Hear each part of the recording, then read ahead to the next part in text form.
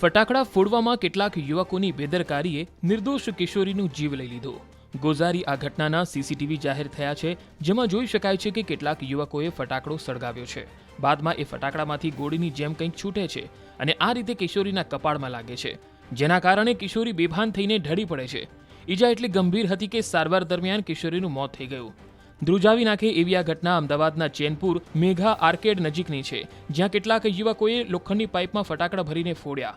આ દરમિયાન લોખંડની પાઇપ કિશોરીના કપાળમાં લાગી ગઈ અને તેનું મોત થયું। સાબરમતી પોલીસે આ મામલે 3 શખ્સ વિરુદ્ધ ફરિયાદ નોંધી છે।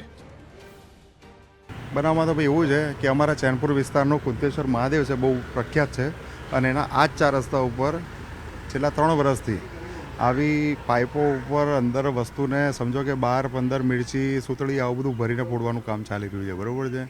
ઘણી વખતે વાલીઓએ એમને પોતાના ડરના કારણે કે અવાજના કારણે એ લોકોને વારંવાર સમજાયેલા બી છે કે આ વસ્તુ રોંગ છે પણ પોતપોતાના માહોલને અનુભવને કરવાના ચક્કરમાં આ પાઇપ ઉપર એને એ લોકોએ 15-12 જેવા કંઈક સૂતળી સંખ્યા જે હોય પણ એ સૂતળી એટલા ભરીને એ લોકોએ બ્લાસ્ટ કર્યું, તો એની ગ્રેવિટી એ સહન ના કરી શક્યું। એ ગ્રેવિટીના કારણે તમે જોશો તો અહીંથી એ પાઇપ અહીંયા છોકરી ઊભેલી એનું માથું ફાડીને શટરે અથડાઈ અને છેક ડસ્ટબિનમાંથી આ પાઇપ ઘૂસી ગયેલો સાહેબ, બરાબર છે। એની 20 મિનિટ પહેલાં બી સોસાયટીની જે અમુક લેડીઝે 20 મિનિટ પહેલાં પણ એમને ટકોર કરેલી કે તમે આ કરો છો રોંગ છે, છતાં બી એને ક્રોસ કરીને એ વસ્તુ કરવામાં આવેલી છે સાહેબ। કેટલા લોકો આ ફટાકડા ફોડી રહ્યા હતા? સંખ્યામાં તો અમે અત્યારે શું છે કે અત્યારે તમને કોઈ ચોખવટ કરી શકીએ શહેર નહીં, બરાબર છે। જે યુવક ફટાકડા ફોડી રહ્યો હતો તે કયા પ્રકારની માનસિકતા ધરાવે છે? અગાઉ કોઈ ક્રિમિનલ કેસીસમાં પકડાયો હોય કે એવું કંઈ જાણવા મળ્યું છે કે કેમ? એ બધું હવે તંત્ર એની તપાસ કરી રહી છે, બરાબર છે કે અત્યારે શું છે કે અમે કંઈ પણ સ્ટેટમેન્ટ આપી એવી કન્ડિશનમાં નથી। પણ કિશોરી કેટલા વર્ષની હતી? અહીંયા આગળ કોની સાથે ઊભી હતી અને શું કરતી હતી? 16 વર્ષની સાહેબ છોકરી હતી, 12 સાયન્સમાં ભણે છે અને સોસાયટી અંદર નૃત્ય કલામાં ગુજરાત લેવલનું વીટ ગેટ લાવી છે, ઇન્ડિયા લેવલમાં આપણે શોર્ટ ટાઈમમાં એ છોકરી અચીવમેન્ટ લેવા જઈ રહી હતી ભારત કક્ષાએ, બરાબર છે। એના સિવાય ભણતરમાં આખી સોસાયટીમાં 1લો નંબર ધરાવતી છોકરી, માનસિકતા એકદમ શાંત નિખાલસ, નાના બાળકથી લઈને મોટા સુધી બધા જોડે લાગણી ઊભી કરવાવાળી આ બાળકી હતી, બરાબર છે। આપની શું માંગ છે? અમારી માંગ એટલી જ છે કે અત્યારે ગુજરાતમાં ફટાકડા ફોડવાનો ક્રાઇમ નથી માનતા, પણ જે ફટાકડા ફોડવાની જે આ લોકો અલગ અલગ પેટર્ન જેટલી બી લાયેલા છે ફટાકડા ફોડવાની કે અથવા જે એને રીતને અવાજને વધારો મોટો કરવા માટેની જેટલી બી કલાકારીઓ છે, હેવી ન્યુસન્સવાળા ફટાકડા, એ બધા ઉપર રોક લાવે અને આવી આડકતરી જેટલી રીતથી ફટાકડા ફોડવાની રીતો છે એને ક્રિમિનલ અટેમ્પમાં ગણીને એને રસ્તાને બંધ કરી દેવું બસ। કારણ કે શું ફટાકડા ફોડો દિવાળી બધાની માટે છે, હું બી ફટાકડાનો જબરજસ્ત શોખીન છું, જબરજસ્ત શોખીન, પણ મને એટલી મારી મર્યાદા ખબર છે કે એવી મારી પેટર્ન ના હોવી જોઈએ કે જેના કારણે મારા પાડોશીને કે મારા સામેવાળાને નુકસાન થાય। એ લોકોને સલાહ આપવાની 2 દાણા જરૂર જ નથી, સલાહ એ લોકોના માતા પિતાને જ આપવાની જરૂર છે, કારણ કે એના માતા પિતાનો એક જ જવાબ છે, શું મારા છોકરાને તમે બોલ્યા જ કેમ, મારા છોકરાને તમે રોક્યો જ કેમ, મારા ઘર આગળ કેમ? આ બધું શું છે? આ બધી નોનસેન્સ એક્ટિવિટી છે। જ્યારે મા બાપ જ્યારે છોકરાની મદદ કરતું હોય કે મારા છોકરાને તમે ટોકો ગયા તો છોકરો તો બાદશાહ 2 કોલર બટન ખુલ્લા રાખીને ફરવાનું જ છે, બરાબર છે। આ બી એક એનું જ પરિણામ છે।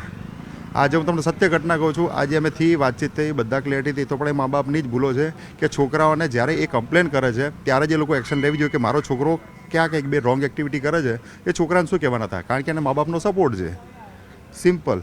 છોકરાને કહેવાનો કોઈ મતલબ જ નથી, એના મા બાપને મેસેજ જાય ત્યારે મા બાપ શું કહે છે, મારા છોકરાને તમે કહેવાવાળા કોણ?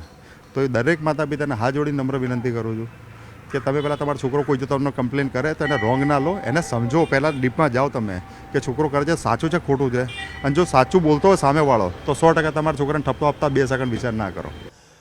જે મેગા આર્કેડ છે, મેગા આર્કેડ 4 રસ્તા ઉપર આપ જે દ્રશ્ય જોઈ રહ્યા છો ત્યાં 3 વ્યક્તિઓ હતા, તે ફટાકડા ફોડી રહ્યા હતા। લોખંડની પાઇપની અંદર તેઓએ 10 થી 12 સૂતળી બોમ્બ મૂક્યા હોવાનું હાલમાં જે સ્થાનિક રહેવાસીઓ છે તે કહી રહ્યા છે। અનેક વખત તેઓને ટકોર પણ કરવામાં આવી હતી કે ક્યાંક ને ક્યાંક તમે જે રીતે ફટાકડા ફોડી રહ્યા છો તે કોઈ નિર્દોષ વ્યક્તિને જીવને જોખમરૂપ છે, પરંતુ તેઓ માન્યા ન હતા અને ફટાકડા ફોડ્યા હતા અને તેને કારણે જ્યારે આ ફટાકડા ફોડ્યા હતા લોખંડની પાઇપ છે ત્યાંથી ઉડીને અહીંયા જ્યારે આ કિશોરી ઊભી હતી તેના કપાળ પર વાગી હતી અને તે એટલી ઝડપ હતી કે કિશોરીનું જે માથું છે તે ફાટી ગયું હતું અને જે બ્લડ સ્પ્રેડ થયું છે તે પણ આપ સ્પષ્ટપણે જોઈ શકો છો। અને આ દ્રશ્ય પરથી જ અંદાજ લગાવી શકાય છે કે જે પાઇપ છે તે પાઇપ કેટલી સ્પીડમાં ઉડીને આવી હશે।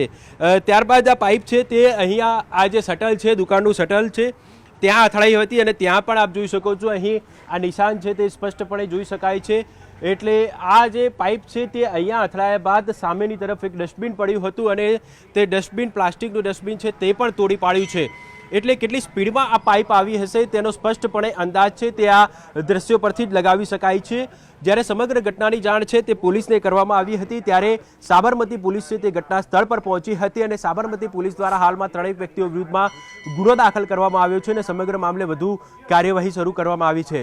જે ઘટનાના છે સીસીટીવી ફૂટેજ પણ સ્પષ્ટપણે સામે આવ્યા છે અને તેમાં પણ સ્પષ્ટ જોઈ શકાય છે કે જે ઘટનાની ગંભીરતા કેટલી છે તે સ્પષ્ટપણે અંદાજે સીસીટીવી ફૂટેજ પરથી પણ લગાવી શકાય છે. જો કે મહત્વની બાબત તો એ છે કે જે દિવાળીના પર્વ દરમિયાન જે લોકો પોતાની મજા માટે બેદરકારીપૂર્વક ફટાકડા ફોડતા હોય છે, લોકોના જીવને જોખમમાં મૂકીને ફટાકડા ફોડતા હોય છે, આમ લોકોની તેઓને જાણે કોઈ ચિંતા ન હોય તે રીતે વર્તન કરતા હોય છે, તેના પર ક્યાંક ને ક્યાંક ચોક્કસથી રોક લાગવી જોઈએ. કારણ કે આ જે રીતે બેદરકારીપૂર્વક ફટાકડા ફોડવાના કારણે અનેક વખત મારામારીના પણ બનાવો સામે આવ્યા છે, ક્યાંક હત્યાના પણ બનાવો સામે આવતા હોય છે અને નિર્દોષ વ્યક્તિઓએ જીવ ગુમાવવાનો વખત આવતો હોય છે.